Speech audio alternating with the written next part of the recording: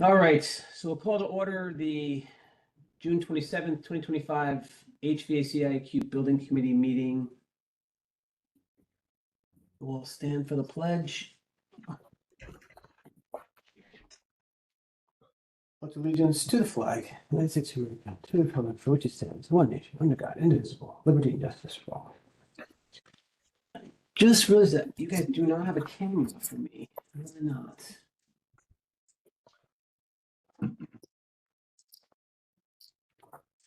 I don't know. Okay, I'm gonna have to do a reboot, but not now. Interesting. Okay. All right, so I'm going to make a motion to table the approval of the meeting minutes from 6:20 to the next scheduled meeting. I have a second. I'll second. All in favor? Aye. Okay, moving on. Project updates. Tim, Mark. Yep. Go ahead, Tim. Sure. So I know this was a quicker meeting from last week. So still, it's kind of a similar update from last Friday. Mainly doing a lot of work on top of the roofs. North Stratfield, full rip and replace still ongoing. Vestibules did come down at North Stratfield and Osborne. They're currently still coming down. Otherwise, Fairfield Woods were in pretty good shape. Again, still moving through some work on the roof, getting things ready for, we're setting up some crane picks for the new units coming in, for the other new units that are coming in that did not get picked in April. But otherwise, across the three schools, moving. Again, our problems are the vestibules. We spoke last week, with just the Armor Tech system lagging behind. But EFCO, we did have Cherry Hill out here earlier this week. They had a material delivery. Glass has been put on site, and frames are supposed to be coming. Frames are here today. Okay, frames Yeah, are here already. I was told Friday. Big Cherry Hill. Yes. Trailer was pulling out. Yeah, I think they either came first thing this morning, Mark. Yeah. Okay. Yeah. So first thing this morning, they dropped it off. So we have our exterior storefront frames and glazing on site. And again, once we're finished with the demo, we're going to get Cherry Hill roped right in to start installing all that system on the outside. So other than that, again, like I said, the Armor Techs we're still tracking closely.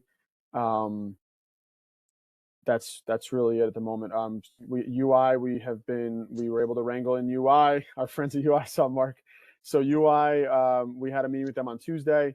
We are set for July 8th.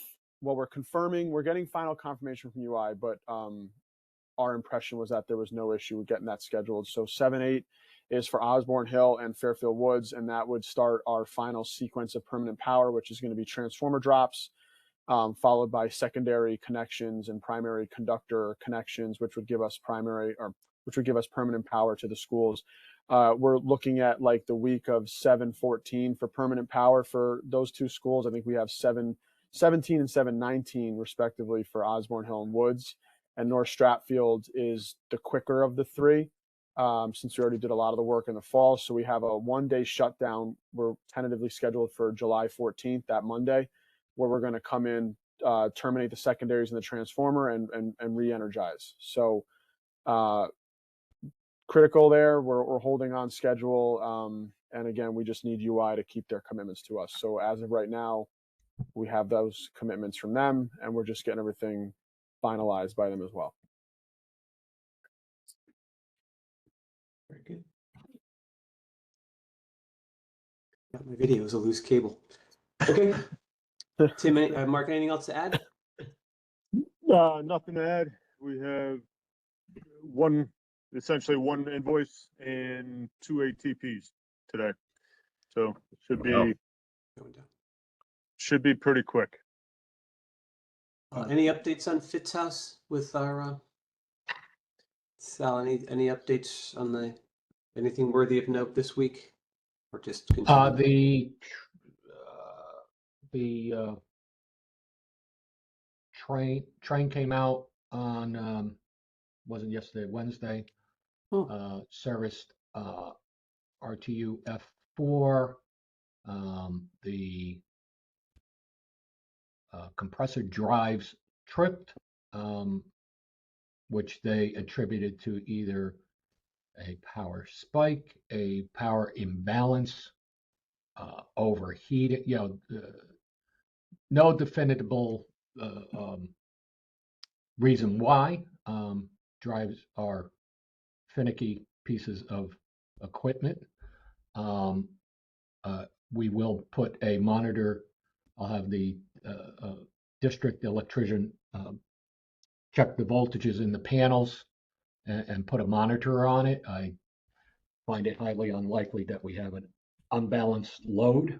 If we lost a leg on, or we dipped out on one of the phases, a whole bunch of other things would have been happening in the building. So I find that explanation unplausible, personally.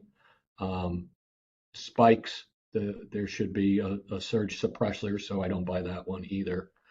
And we'll monitor it fully and go through that. So right now it's running, and that's where we stand. And nothing really changes with the contract. We're holding retainage until such time that we have the units running correctly through the winter. Okay. Okay. Very good. All right. Thank you. Any other updates from anyone on Osborne, North Stratfield, Woods, or Fitz? Rodney or Joe, any specific questions? Yeah, Tim, where are we with the temporary humidity control?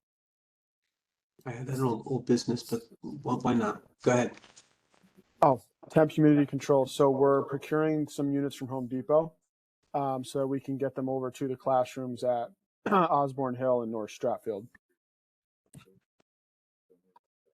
So Rodney, I have a little bit of a bigger, I tried to, Amar was sending over some information that I tried to boil down, so I can go over that and after you do the approvals, that's part of the old business if you'd like.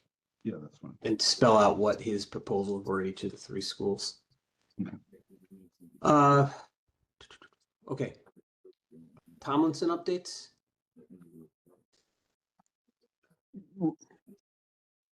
I guess The exhibit A of the contract and the GMP went to Adam.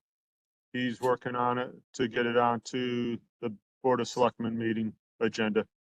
yeah, just under old business as well, but we did validate that we do not have to present the GMP to the BOS, the Board of Selectmen. That is not mandated.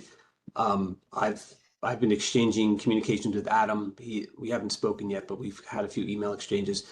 So as Mark was alluding to, there is the contracts, because it's over $10,000, does have to be approved by the Board of Selectmen. So that's going through procurement. So that'll be a procurement task that'll go through to the Board of Selectmen. So from a building committee perspective, we're out of it unless they ask us for an update of something. I know Rodney is looking forward to presenting to the Board of Selectmen again as soon as possible. Okay. Anything else in Tomlinson? Any questions or Nope. comments? Rodney, Joe, guys good on Tomlinson? Good. Okay. All right, moving on to approvals, ATPs. Hello. So you're on. Okay, as we said, we had two of them. First one was Can you? Okay. Yeah. Yeah. Send them over to me. So I can't mute him. yourself, so. I don't Yeah, I really. tried. There you Are we go. doing I got 'em. ATPs or invoices first? Okay, moving on. First one up is Fairfield Woods, the exposed gym ceiling painting in the Ox gym. For $33,047. This is the one that we discussed last week.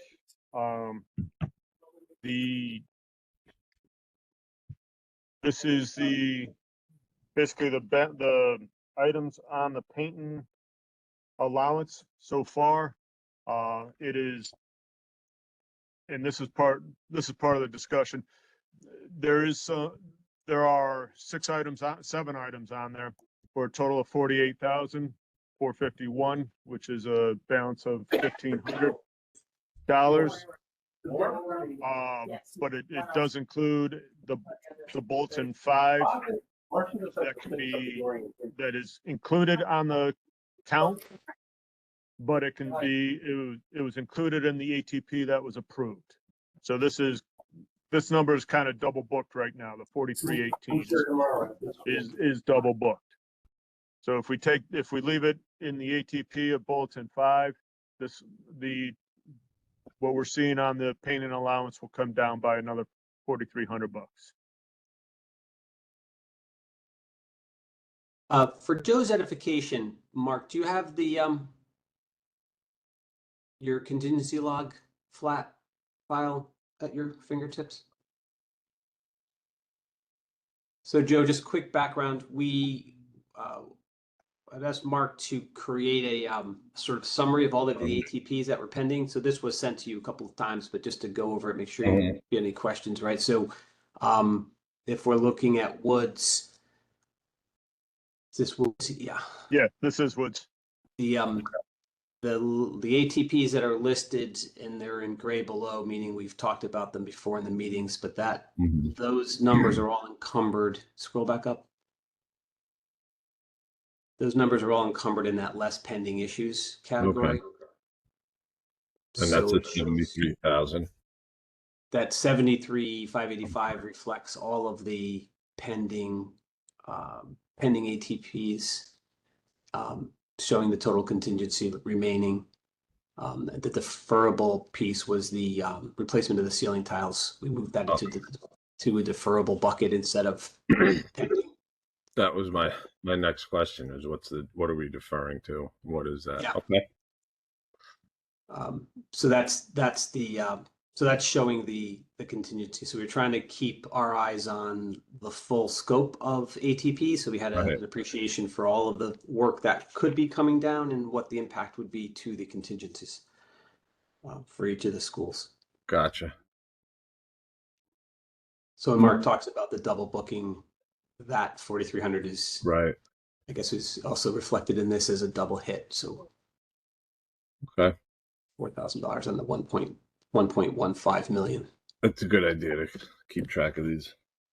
Thanks for explaining it. And then, in just one point of clarification, if you look at that file, if you look at the file more holistically, there's some that are in white and not gray, and those reflect new items that we haven't voted on yet.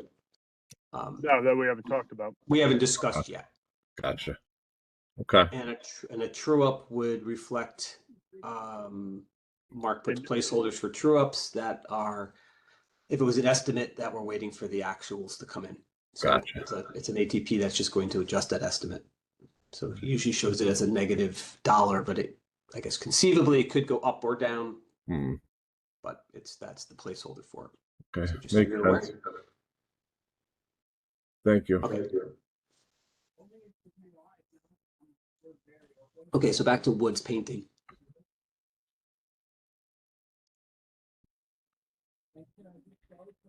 No, can you bring up that previous summation that you had? So ATP 048 is included in OS 0006.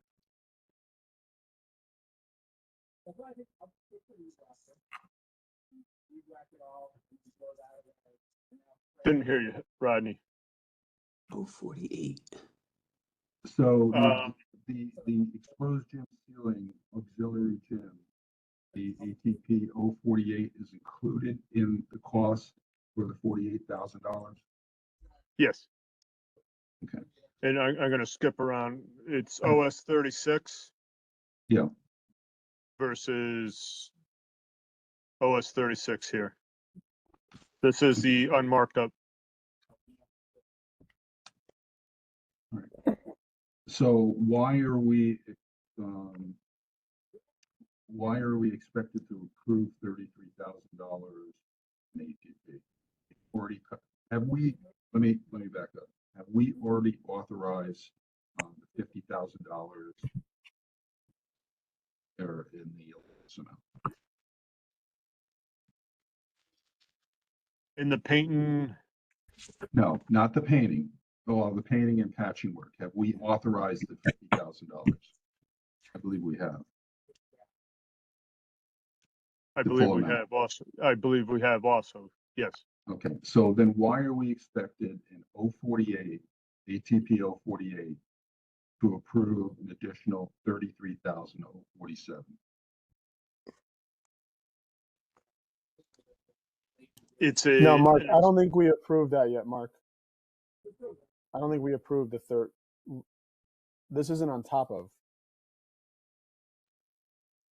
This was going to be applied to allowance. So if it was, and the thought was that the allowance was going to be overrun is why it's in front of us today. How much is the expected overrun? Oh, that's right. This was the one that we were going to get a deep, yes, right. So we approved the other two schools because the allowance was going to encapsulate the network. Correct. This one, the fear was on Fairfield Woods that we were going to go above and beyond the allocated allowance, and it Correct. was what was asked for was a more detailed tracking of what that work would be, where that money was going to be spent. Yeah. So right now, based on.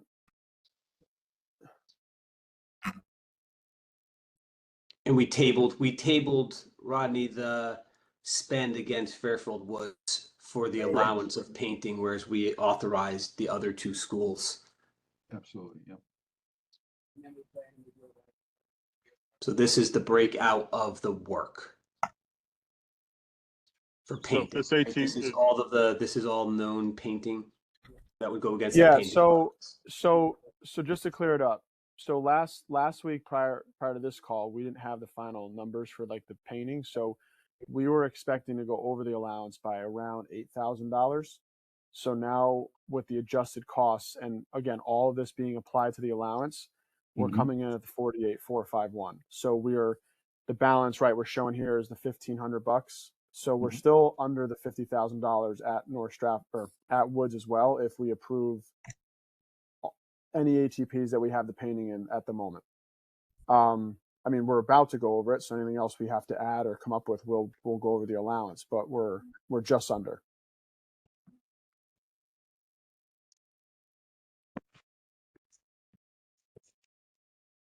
Okay, so all known painting is, if completed, these whatever 5 items or so, 7 items, whatever it is, would all be completed, and we'd still have money left in the allowance. And that 1,500 is actually a little higher because of that duplication of the 4,300. Correct, Mark? if we zero that out. So the spend is a little less. So there's Correct. $5,000 left in that allowance. Right. Yeah, because that Bulletin 5 was already approved in the Bulletin 5 cost, so it's essentially being duplicated. So you could pull that out and keep that in the Bulletin 5 OS, and you'll be right. You'll be more like whatever $6,000 or so of 5,800. 5,800. Yeah, in the. Okay. So with the allowance, technically this ATP doesn't need to be approved. If We did not authorize the allowance on Fairfield Woods. We tabled it because of Correct. the desire for more clarity. did we table the 50,000? We tabled the. No, we tabled the ATP. ATP. But if we Yeah. approved the $50,000 allowance, Had been authorized. it has been authorized? That's what you're asking, right? Yeah, if it's been authorized, then we don't have to act on ATP within the allowance of $50,000. Correct. Mark, you're saying with confidence that it has been approved. Let me. Yeah. I will- So yeah, no. So yes, the 50,000 was already approved in a prior committee meeting.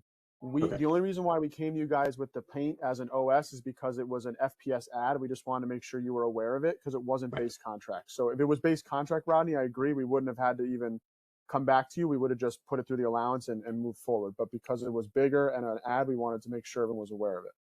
it's a large spend for. Yeah, and if there was any the potential allowance. overruns to the allowance, we wanted you to understand why that was going to happen with like base contract work because we tucked in this big paint number. Fair enough. One thing I'll say is if you want us though for logistics, Bulletin 5C, we have that covered in the Bulletin OS. However, Gilbane gets markup on that. If you want, I can pull that paint number out and keep it back in here, that 4,300, and then we save a little bit on markup. So it's up to you guys. I can plug it in here and keep it in the paint, and that will reduce the overall Bulletin 5 cost by a small percentage for our fee. Or if you would rather just keep this as it is, we can do that too. It's kind of up to you guys because it's paint and it falls under both. It's an ad, but it's also we have an allowance for it. We have no issue either way because we haven't finalized either ATP yet. I don't have any issue either way. Okay. Probably keep it under the 50,000. The OS. Yeah. Oh, okay. Painting allowance. Yeah, it makes the most sense. Yeah. Okay. All right. So we'll pull it out. Miguelina and I will revise the Bulletin 5 ATP when we get those final costs in. We will pull the paint out of it and we'll put it in this allowance as it probably should go. And then, that'll reduce any markup and stuff as well to you guys. Okay. We'll do that.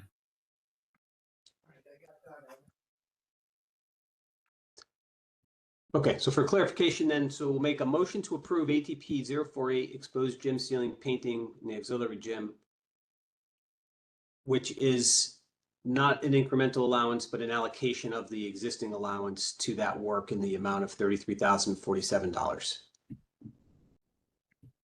I'll second the motion. Any further discussion? Hearing none, all in favor? Aye. And Tim, I do appreciate that the call out. I agree that's the right process if it's a bigger number to pull it out. Yeah. Okay. Well, I North just Stratfield. make sure that the accounting was accurate. Yep. No, your questions are great. Thank you. And then lastly, we have ATP 37, RFI 151 mechanical penthouse entry doors on the roof. This is the best way to explain it is through the I was picture. hoping for pictures. This is the existing door, obviously existing roof. With the added insulation with the roof, it's going to drive the roofing up onto the wall. So this door needs to be modified. As such, it is going to set of double doors for access into the penthouse. The amount is. Is it going to be raised? Yes, the door is going to be raised. Well, the bottom of the door is going to be raised. Mm-hmm. So it's going to be a smaller entrance? Smaller but wider, yes. Yes, and we're going to get shorter and wider mechanics to fit the door. It happens as they age out, Sal. Yeah. It's a natural occurrence. So happens to the best of us. the amount is $7,644. ATP. I'll make a motion to accept ATP 037, RFI 151, mechanical penthouse entry doors on roof, coming from contingency, for the amount of $7,644. I'll second that motion. Having a second, any discussion? Okay, hearing none, all in favor? Aye. Aye. All right. That is it for ATPs. That's it for ATPs. We have 3 invoices, essentially 1 invoice for Cherry Hill for their services in May. Total amount is $23,613.73.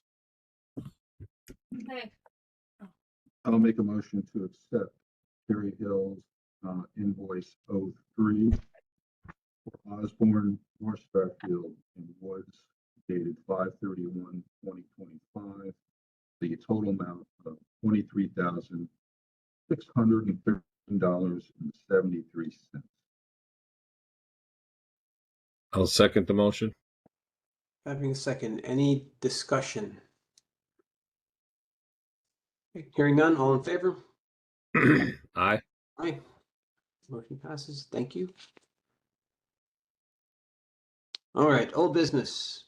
I had 4 things. What did we cover here? We got the vestibule framing was discussed, Fitzhouse was discussed, BOS approval was discussed. So dehumidification proposals. Tim, I'll recap my understanding, and if you deviate or disagree with me, chime in. Sure. So starting with North Stratfield, the North Stratfield has the 2x2 tiles, so the expectation is less chance of sagging. The proposal is to add temperature and relative humidity sensors, but not to proactively add any dehumidification in North Stratfield. Yeah, we added those sensors to the schools. We procured some humidity temp sensors and have put those up various locations and corridors and stuff. All the schools, Jim? Yeah, So yes, that was across all 3 schools, and we've been monitoring morning and afternoon relative humidities in our daily reports. The equipment at North Stratfield, if we were to implement, would be about $5,000 to $8,000. So the thought was to basically take the risk if any additional sagging did occur, that we would have to pay for that as a Just replace the replacement tiles, cost. yeah. But that Right. the expectation was that number will be less than the dehumidification cost. Right. Yes. So that was North Stratfield. So Yep. just take it school by school. So Joe or Rodney, if you guys have any questions, inject. Otherwise, I'll press on and we can circle back at the end. At OHS, they've implemented the sensors for the temperature and relative humidity. We are installing temporary dehumidification in area 1 and area 2. The phase 2 work areas will not have additional dehumidification, but there's no issues expected in those areas. And those are the Humiguard tiles, and those have a much higher humidity spec. I think it's 90 to 95% humidity is an allowable installation humidity, and that's being monitored through the sensors. Does that summarize it for you, Tim? Yes. There. Okay. And then for woods in the phase 1 area, so previous work done, they'll be adding the sensors. They are proposing to not add dehumidification as the tiles have already been flagged. This is Fairfield Woods where we had that extensive sagging in the hallways in the 2 classrooms. So we've already allocated money to fix those. So the proposal is not to add dehumidification to those areas. And we'll be replacing those areas with Humiguard. So that has the higher RH standard for install and temperature. Right, and I think that for woods, we also said something about keeping the money from dehumidification to replace any tiles, correct? Like that, any other future tiles, yeah, in phase 1. Yeah, and then in phase 2, we're using the Humiguard, so there's no dehumidification needed to support the new area. The specs on that for install, by the way, are 104 degrees Fahrenheit and a relative humidity of 90 to 95%, which sounds very high, but earlier this week we would have been borderline those numbers. So it's not an unachievable. So we do have to monitor. I hope that's an anomaly and we don't have that again through July and August, but so we do have some exposure there in the sense that there could be additional sagging. So I guess it's a question of putting dehumidification in. I don't have a cost at Woods that would probably be higher since it's a bigger area. Well, so at Woods, again, if we're replacing the other phase one tile with the Humidguard, you're gonna kind of cut down those big corridors. The obviously. hallway is covered, right? Yeah, yeah, but your classrooms in the phase one and in phase one, the first and second floors, those would be the original spec tile, which would be at risk for that. However, I mean, obviously, per the punch list, we did not see any sagging in those areas even through last summer and the fall. So I think it's probably due to the flow of air that was being experienced at Woods, maybe from people using the doors during the gymnasium and the music and this and that, that obviously compromised some of those corridors. So my hope is that we don't see any additional sagging, through the end of the summer. But again, I think Amar's point is, instead of spending money on dehumidification, if we do witness additional sagging in these areas, we can use that money to just replace tiles rather than have put, dehumidifiers in for the summer.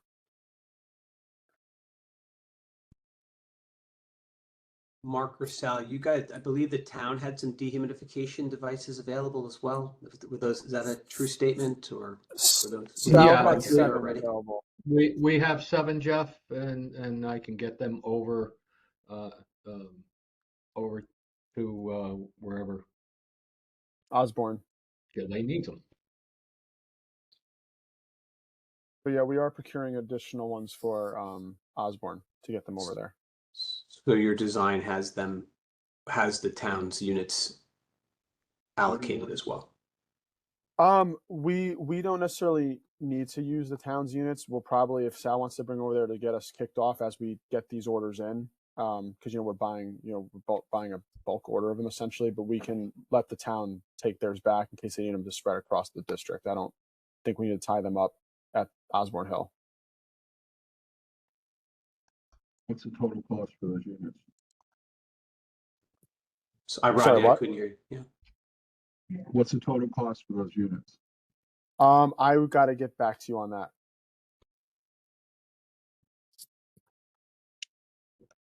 That's the counter argument, right? If I'm calling him Sal, you own them now. So if we use Sal's units instead of purchased units, there's no cost to the project. It's the difference, right?